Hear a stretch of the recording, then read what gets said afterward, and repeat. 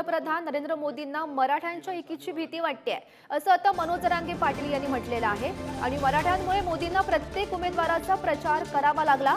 मराठ्यांमुळे महायुतीच्या अनेक जागा धोक्यात आल्याचा अप्रत्यक्ष दावा आता मनोज जरांगे यांच्याकडून करण्यात येतोय। महत्त्वाची बातमी आपण पाहतोय।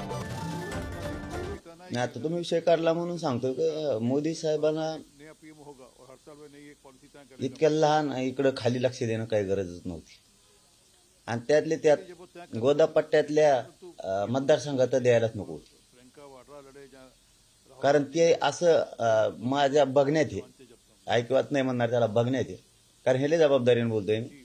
मोदी साहेब शक्यतो त्यांचं चिन्ह सोडून दुसऱ्याच्या प्रचाराला देशात कुठेच गेले नाही।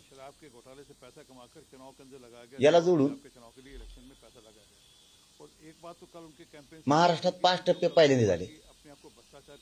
याला आणखीन एक जोडून आहे की मराठा समाजाची एकीची भीती आहे, मताची भीती नाही, ती दाखवायची यावेळेस मताची भीती।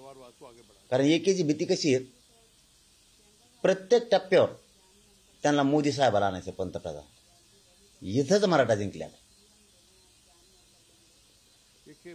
इथंच मराठा जिंकल्या की त्यांना प्रत्येक टप्प्यावर मोदी साहेबाला आणायची वेळ आली।